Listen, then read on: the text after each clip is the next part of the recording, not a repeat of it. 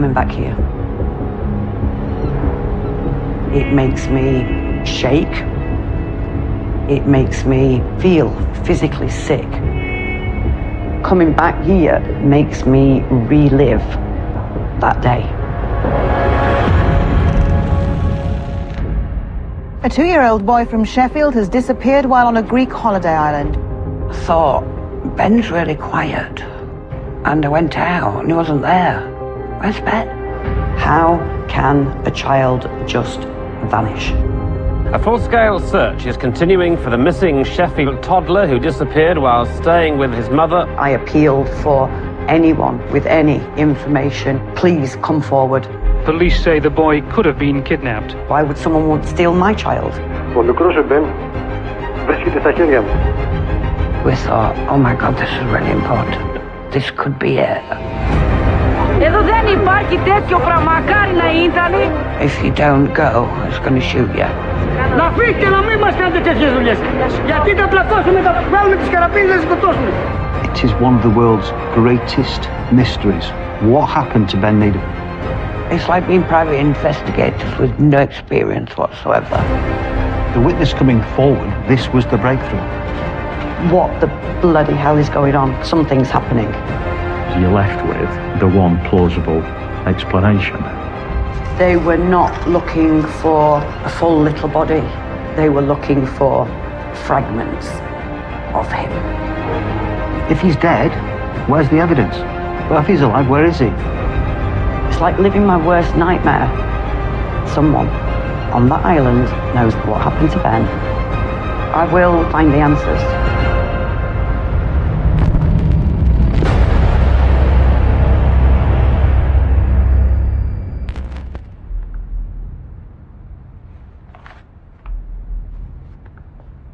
That one is the last ever photograph taken of Ben. The last ever picture taken of him. Absolutely beautiful. Inside and out. Ben was born in 1989. I was still 17. Everybody wanted to spend time with him because he was such a happy little baby. He had a cute little giggle. He would make everybody laugh. My family were a very, very normal working class family. We lived in a very poor area of Sheffield in England. Didn't want Ben to grow up living in a place like that. My parents decided they were going to go and move to the Greek island of Kos to have a better way of life for us. Kos was freedom to me and hopefully to my family. Me and Kerry's dad, Eddie, and the kids, Stephen and Danny. I have 2 brothers, Stephen, who is 2 years younger than me, and Danny, who is 6 years younger than me. Ben's like a little brother, really. Even though we're a 10-year age gap, we play. He just had a good sense of humour. I made sure I was playing and messing around. A lot of people thought, you can't just go and live on a Greek island. Well, yes, we can. It's still the same. It's still a beautiful island, and that's the reason why we all came. Come here and play. It's not the island itself's fault, is it?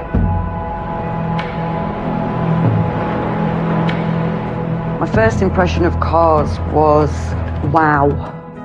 Never seen anything like it in my life. You've got the sunshine, the colour of the sea, so blue, so clean. It was like living in a dream world. The Needhams would have been an unusual addition for the Kos society at the time. This was a closed-off society where everybody knew everyone. This is a conservative part of Greek society. Carrie had Ben when she was very young. All this would have been talked about. Many people would have disapproved. Teenage pregnancy was considered, not the acceptable thing to do. Everybody seemed so smiley, so happy, so friendly, wanting to help. Now we look back and go, well, were we that stupid to believe that everybody on the island was nice? But we did. We rented some land in Olive Grove off a farmer. absolutely idyllic. Eddie and Stephen got a job to renovate an old farmhouse, and they went off to work there every single day. I managed to get a waitress job at a hotel very, very close by. I would drop Ben off with my mum. You know, I will take care of Ben while you go to work. I was like the second mother. You didn't think that anything that would ever happen on that island. We had no idea that it held dark secrets.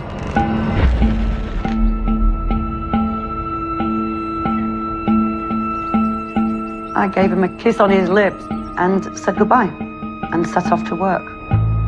I thought me and Ben could have a little stroll and surprise Eddie and Stephen at work. Ben was in a pushchair and he'd got 2 dinky cars. He was banging them together to make sounds. When we arrived at the farmhouse, Eddie was mixing concrete. They were waiting for Dino, the digger driver, who was helping to build another property. Tree's still there? Yeah, not much of it though, is there? Ben was playing under the tree. We sat inside and Ben was coming in and out of the door, playing. You feel all right? You'll be okay. Stephen decided there's no more work for him to do that day. He said he was going home on his motorbike to get a shower. Ben was still playing outside the farmhouse door, and Stephen just drove off on his motorbike. Stephen was the last person to see Ben. A bit later, I thought, Ben's really quiet. And I went out, and he wasn't there. I was like, where's Ben? Where is he? I came out of this doorway and I went down that way. And then I came back and thought, he can't have got this far. Eddie went across the field shouting his name, and he came back saying, he's not there. There's no one there. My dad went to the other property where Dino was working. Dino wasn't around, nobody was around. And that's when we thought, Stephen must have took him on the motorbike, because Ben was always getting on the motorbike. That was a logical explanation. At that point, we stopped looking. I wasn't alarmed at all. I decided I am not going to tell Kerry, because she's at work, and I didn't want to panic her, because in my brain I was still thinking Stephen's going to bring him back in a minute.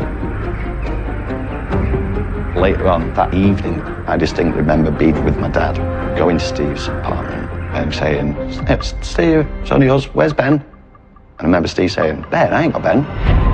Oh my God, where is he then? That's panic. So that's when me and Stephen went to the police station. They decided to send some officers up to the farmhouse, and they all searched. My dad searched into places that there would be no way a 21-month-old child could have gone to. He went into grass up to here, and there is no way Ben would have gone in there, but he searched them anyway. The police were questioning my mom about where is the mother. So then the police brought my mom to the hotel where I was working. She's crying, and I said, what's happened? She said, I can't find Ben. What do you mean you can't find Ben? She went, I've lost him. I can't find him. I was proper crying by then. I was like, I've lost him and it's dark and he'll be frightened. And she calmed me down. She said, Mom, it'll be okay. We'll find him. We went up to the farmhouse and we searched, shouting his name. And you're just shouting, waiting to hear a cry or somebody say, I've got him. And it didn't come. It just didn't come. So I'm panicking. My son's going to be scared. He wants his mummy, which was soul-destroying.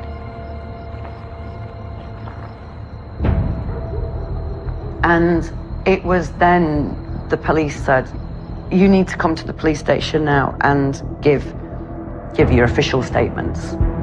We were taken one by one into a room. It felt like an interrogation. And that was when the Greek police said to Stephen, "You took the child, you killed the child, you buried the child." Because Ben's nowhere to be seen, they've checked everything. The Greek police were all thinking, the family have got something to do with it. I was an unfit mother for going to work and leaving my child with his grandparents. You're begging them for help, and they're accusing you of doing something. And then it was, well, it must be Stephen then. Stephen had a broken indicator cap on his motorbike, and one of the Greek officers asked Stephen, "Did you have an accident?" Stephen said, "Well, yeah, I did, but it was 3 weeks ago." Stephen said, "They think that I have had an accident with him and buried his body." Stephen was horrified and he walked out of that interrogation room. He was absolutely beside himself. There was just a little farmhouse opposite where an old Greek couple lived. The old lady actually saw Stephen leave that day on his motorbike, alone. So then they had to stop accusing Stephen.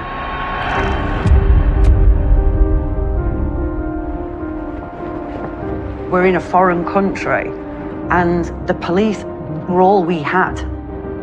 I didn't want to lose my temper because I didn't want to upset them. I would have thought everybody on the plot of land would have been a suspect, irrespective of who they were and their relationship to Ben and his family. There was very little evidence about what had happened to Ben, and every lead needed to be followed up on, so the Kos police had to interview the Needham family, even if it was just to confirm that they were not involved. This is something that everybody on the island would have found out about very quickly. They would be talking about it and probably gossiping as well. We were horrified at the rubbish they were talking. The grandfather, he's an alcoholic. Or the grandmother, she was having an affair with the local shepherd. It was like, what? Oh, Ben, he was dirty and starving. The mother didn't care. She went to the discos. She was drunk. It was the island rumours that were spreading like wildfire. We were a family needing help. They wasn't interested in helping. They wanted a solution, which was to blame the family.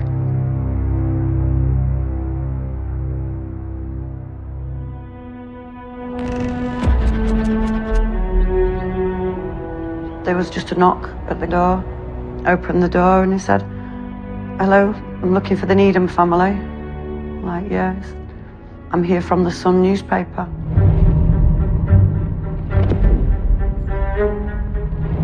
That's when the news broke in the UK. I think the whole of the British media turned up. A 2-year-old boy from Sheffield has disappeared while on a Greek holiday island. Police say he may have been kidnapped. That was the first report that was broadcast anywhere about Ben's disappearance. When the call came in to report that a child had gone missing on a Greek island, everybody's ears pricked up. We hadn't heard of anything quite like it. What have the police been doing to try to find Benny? Just searching everywhere. And within days, it had gone from a regional news programme to be covered by all the national newspapers. The thought was, child's gone, disappeared on a Greek island, must have been abducted. And what would you say to anybody listening to this who might actually have some information about Benny? Bring him back to me. So the next question would be, who's done it? Why have they done it? It was a complete mystery. In Greece, a scandal has come into the open of the theft of thousands of babies from poor and illiterate parents. In Greece today, there is an active illegal trade in children being sold for adoption. We actually learned that child trafficking in Greece had been rife We already had our suspicions that Ben had been abducted, but the more times we spoke to people, the more apparent it became. The Needham family uncovered a very, very murky world. Μεγαλύτερη τιμή, αν είναι κορίτσι είναι χαμηλότερη τιμή. Αν είναι ξανθό, με γαλανά μάτια, με άσπρο δέρμα, οπωσδήποτε είναι υψηλότερες τιμές. Οι τιμές για το αγόρι, μιλάω. Για το κορίτσι μπορεί να είναι 500-800 χιλιάδες λιγότερες. No wonder the Needhams thought that that could have happened to Ben. Because Ben had blonde hair and blue eyes, he would fetch the most amount of money. It opened our eyes to someone had taken him.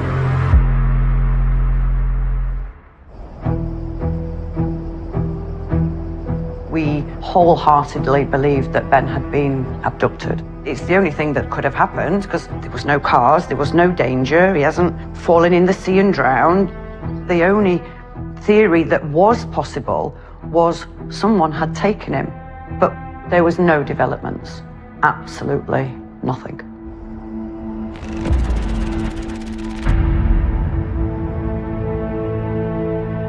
Weeks and weeks went past without anything happening on the island. The Greek police said the search for Ben was being wound down because there was nothing to investigate anymore.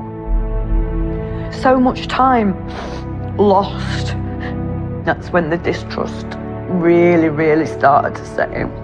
At the time, the family were getting no help from the UK embassy. They were banging their heads against a brick wall.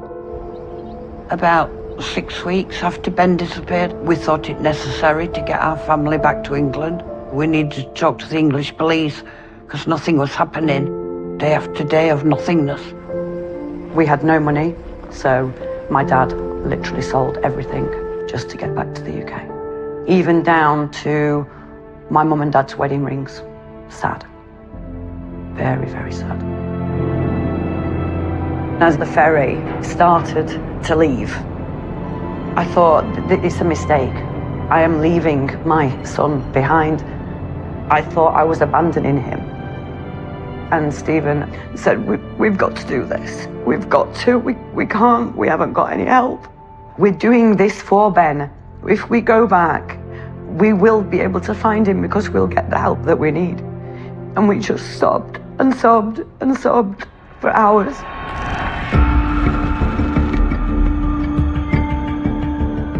When we arrived back in the UK, we were appointed a liaison officer from South Yorkshire Police, and they organised a press conference for us.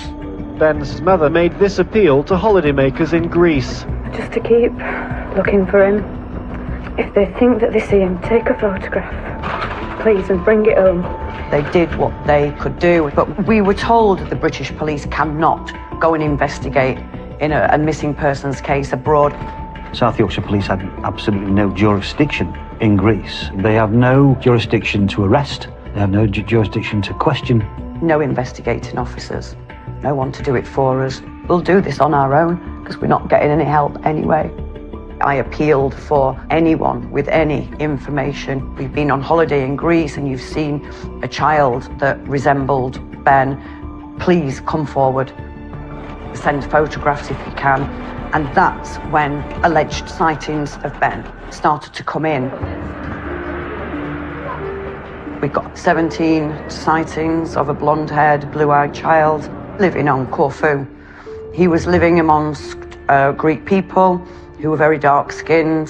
This sounds promising. We didn't have the funds, so the media took us out there, just me and Kerry, and we found the place where the boy was. Myself and my mum just waited for this little boy to appear. I was anxious. He appeared and he was beautiful. He was definitely English. But he wasn't Ben. She completely lost it. She held her head and ran into the street screaming. It actually felt like losing him all over again. That experience was one of hundreds. hundreds of sightings coming from the newspapers, from people just sending us letters. It's now 3 years since the toddler Ben Needham went missing on the Greek island of Kos. Police have failed to trace the boy or uncover any information. Every single time you get another lead, you think, this is it. It has to be. It's like being private investigators with no experience whatsoever. If one slipped through the net, how could you not know it was that one? A private investigator had claimed that the boy, whom he traced to a gypsy camp in northern Greece, was Ben. And that was our life. That's what we had to do by ourselves. A computer-generated picture of Ben Needham, as he may look now.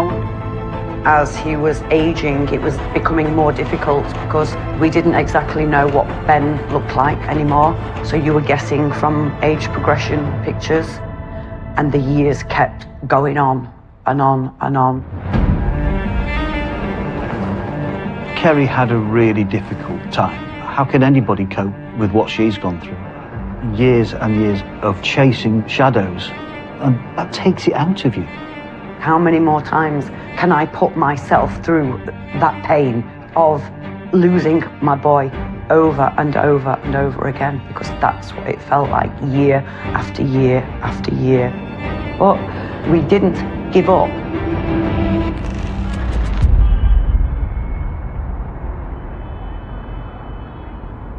It was the 5th anniversary of Ben going missing, and my parents travelled to Athens. They took part in a Greek TV show.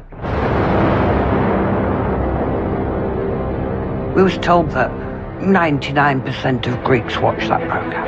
Αναζητάμε αυτό το βράδυ τον Ben Needham. This was the first time in a couple of years that the case had been featured on Greek television, so it was really important.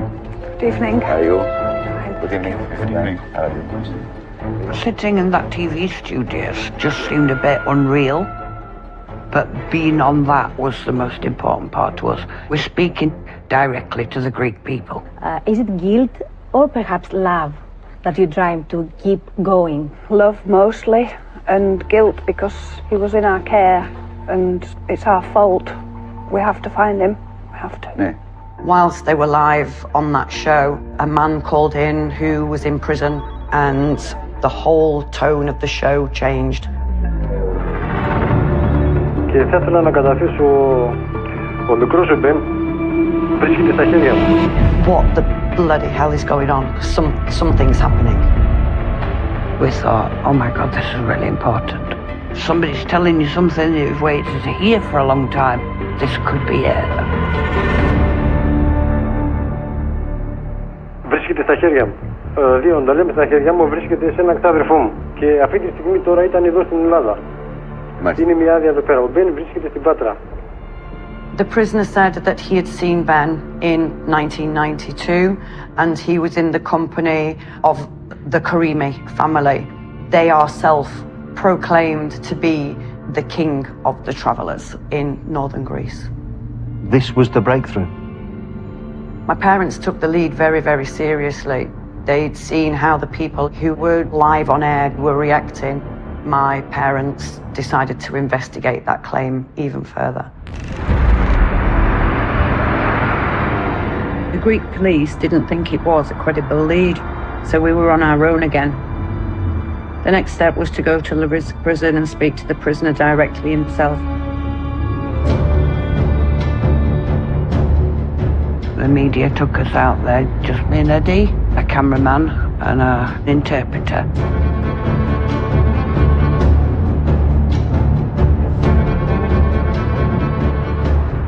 And we never thought when Ben disappeared that we would end up talking to criminals. We lost everything, so there was nothing else to lose.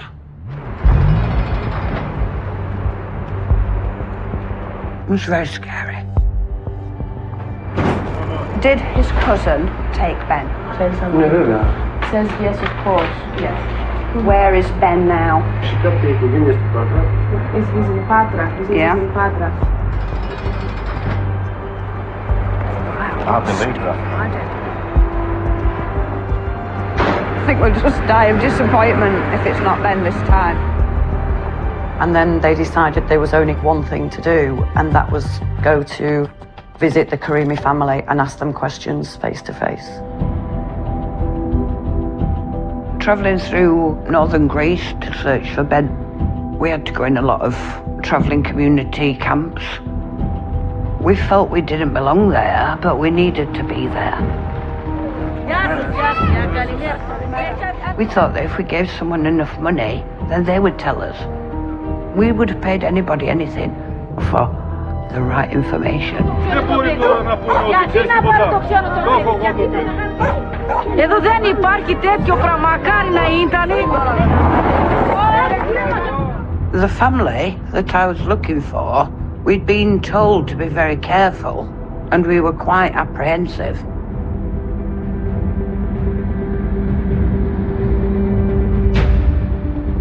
We went in with an interpreter who asked if we could speak to the main man, and he did come out.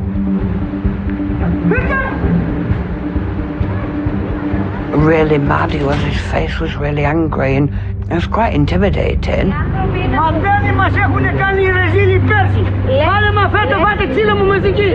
And the interpreter was very, very scared. Να φύγει και να μην μας κάνετε τέτοιες δουλειές. Γιατί θα πλακώσουμε, θα βάλουμε τις καραπίνες να σκοτώσουμε. She went, it's gonna get a gun. If you don't go, it's gonna shoot you. He went into the house and came out with a tea towel over his hand. And she said, he's got a gun, we have to go. Μα τι είναι αυτό που έρχεται και ρωτάς τα μωρά αυτά, τα μωρά, και μας ρωτάς έχουμε κανένα παιδί ξένο. Τι είναι και τελάρα, πάνω και βρήκε. Στο παιδί σιγά σιγά. It was a dead end. You couldn't take the investigation anywhere else. There was nowhere else to go. The Karimi family denied it. We couldn't prove, we couldn't disprove.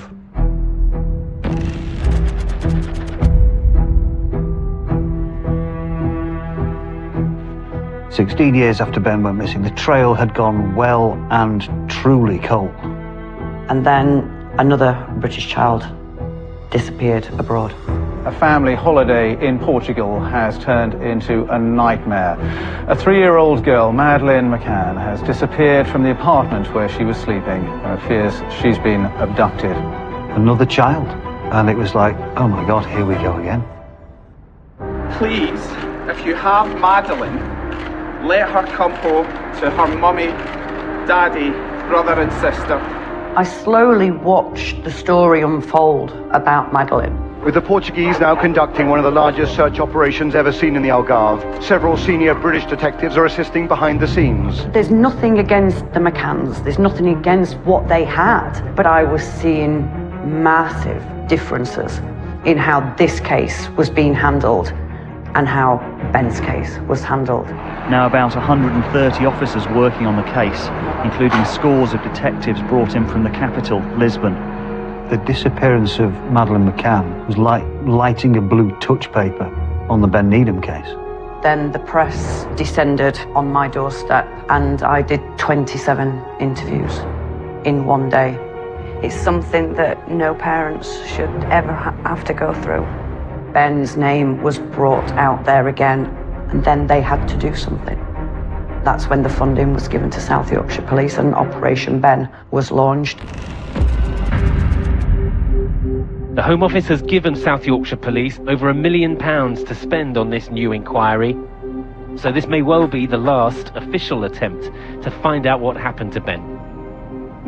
I'm Matt Fenwick, Detective Superintendent, and I was the lead investigator on Operation Ben. I was the first UK police officer to go to Greece and actually work in conjunction with Greek authorities, actually doing an investigation on foreign soil. It was quite groundbreaking at that time. South Yorkshire Police would follow up every line of inquiry with a fine-tooth comb. They were our heroes. At last we've got police who know about investigations, who are going to strip it right back to the beginning. We believed that they would find the answers. One of the pivotal lines of inquiry was Ben being abducted by a Roma traveller family. The Keramis family, there were a number of sightings of blonde-haired children of the right age with that family. So we've interviewed all of the Railway Traveller family themselves, and we've taken DNA of the children themselves, who are obviously older by now, and we've been able to completely negate these children were Ben Needham. The police wanted to discount the Karimis. So the team went to visit the prisoner who had phoned that Greek TV show to say that he knew where Ben was, and he admitted that what he had said was not true. There'd been a feud between the prisoner and the Karimi family, and he wanted to get back at them. It was always going to be a difficult case, but I really wanted to help Kerry and find out what happened to Ben. But it was a dead end. We've negated all the lines of inquiry that were presented to us. After 4 years, South Yorkshire Police's intensive work, there was no significant lead.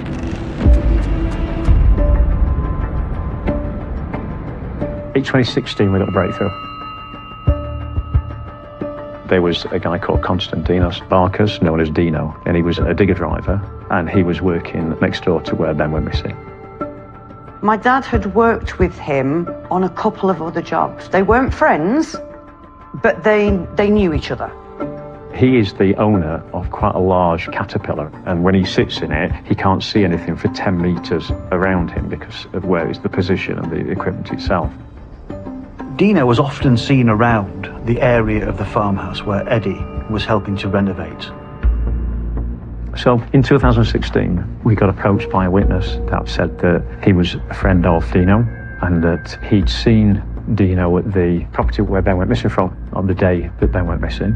And he recalls that he's seen Ben playing in the area between the two houses and really close to where the machinery was. I think you've got to bear in mind that were Ben to come into contact with that machinery, then the likelihood is that it would be catastrophic. The witness said that he saw Dino over the following days, and he said that Dino had been red-faced, upset, sweating, was in quite a state. The witness recalls Dino saying that he may have run something over that made a noise.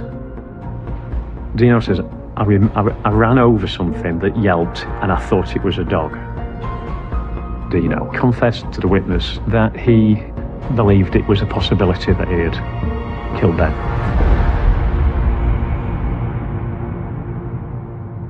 The witness coming forward was the biggest breakthrough that this case had ever had.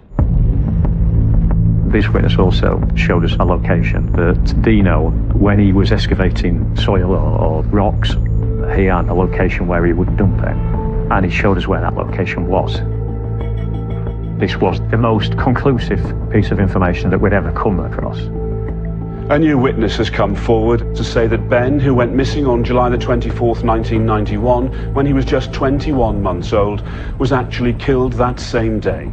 It's thought he was hit by a digger working near the farmhouse where he was playing. The driver then buried his body. Dino passed away in 2015. I think the witness only came forward, 21 years later because Dino had died. I think that there could have been a level of guilt whereby he wanted to let Kerry know what he believed had actually happened. As a result of the information that we got from the witness, we were able to identify a site and we were able to do an excavation. Ben's body may have been buried somewhere in this small, dusty olive grove. After a search that spanned a quarter of a century and much of the planet, the toddler could have been lying here, just yards from where he went missing, all along. This is where we did the excavation, and this is where we were looking for Ben's remains. We had ground-penetrating radar equipment. We took cadaver dogs over there with us, and we took quite a large-scale dig. They were not looking for a full little body. They were looking for fragments of him, because he'd been basically crushed to death. Watching the excavation day by day, there was no human bones, there was no decomposed body, there was no Ben's clothes. And every day that went by, expectations of finding Ben's remains drifted further and further and further. And then they found the car.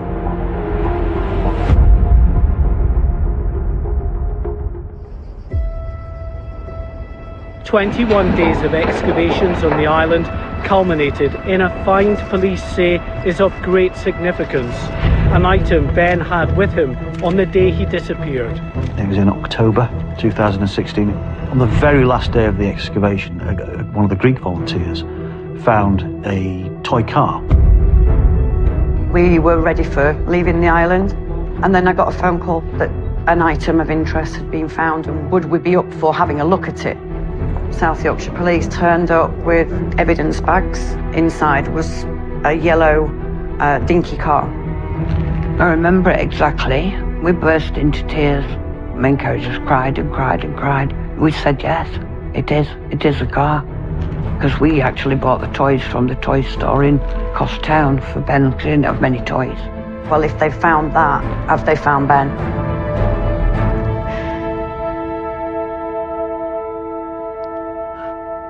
It's like living my worst nightmare. When we found the toy car, when we found the other bits, the bits of leather, the bits of rubber, we sent them to be forensically tested. And following that forensic examination, they found that there was support for an assumption that the toy car had been in contact with blood or tissue that had now decomposed. It was the worst news any family can receive, but at least we know what had happened. It was heart-wrenching, absolutely heart-wrenching. You're left with the one plausible explanation. I think that Dino went into the area where Eddie was and doing the renovations, and then I think Ben was playing between the two properties. I think that it's likely that Ben came into contact with that huge piece of machinery. Yeah, I think Ben died as a result of that. I think it would have been an accident. I believe that Ben's body was moved as a result of a criminal conspiracy to hide the fact of what had taken place. I believe it's the final answer and what happened to Ben.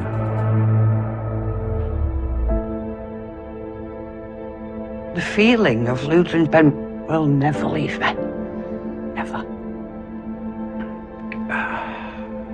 I'm okay now. It hurts. South Yorkshire Police's belief was that Ben had died on the day he went missing. The family going abroad and chasing shadows for 25 years had been a complete waste of time. Who knows? Because Dino can't answer for himself. Dino's family vehemently deny South Yorkshire Police's accusations. Didn't know what to say. If that's what's happened, then at least I can grieve. It's better than the not knowing, because the not knowing is the hardest. It's hard to accept that Ben's died, but I believe them because they're the police. The whole place just seemed to be swarming with cameras. I mean, the headline was Ben Needham is dead. Tonight, devastating news. Police have told Kerry they believe Ben was knocked down and killed on the very day that he went missing.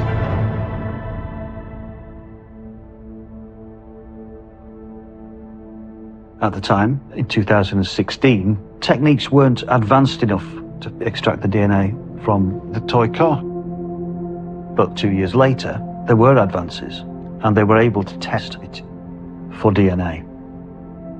2 years after the dig, I got a phone call. Kerry, I'm sorry to tell you that the human decomposition inside the car, it's not a match to Ben's. And I was like thinking, why are you sorry? Because that means he's alive then. That means the accident didn't happen. You didn't find his body, you didn't find anything else. All you found is a toy car. So he's not dead then. 2 years of believing that he was dead, but they couldn't find him. And it was hard. I do accept that we may not have found the answers that they were looking for, but I think that the chances of him being alive are extremely low. I think it's highly likely that he's dead, and that we haven't found his remains, and we don't know where to look now. There was one major problem for me. No body was found. If somebody can prove that your son is dead, then okay. they can somehow move on, but they need physical evidence that he's gone. So they can't mourn. So then my campaign started again then. Ben is still a missing person in my mind. I decided to create a new website. We get messages of support every day. You know, people just send in a quick message saying, you know, I've never forgotten about Ben's case. I'm always checking the emails, I'm always checking the messages, just in case it's that one important thing. It's a case of pushing Ben's name back into the public eye. It is still an ongoing investigation. 35 years on, and we're still no closer than we were in 1991. Having covered this case for 35 years, I am no closer to knowing the truth. I don't know if Ben's alive, and I don't know if he's dead. We as a family will never let this lie. I appeal to them people on COS. Tell me the truth, tell me what happened, tell me where he is if you can, and I will go away. But until then, I'm not going anywhere.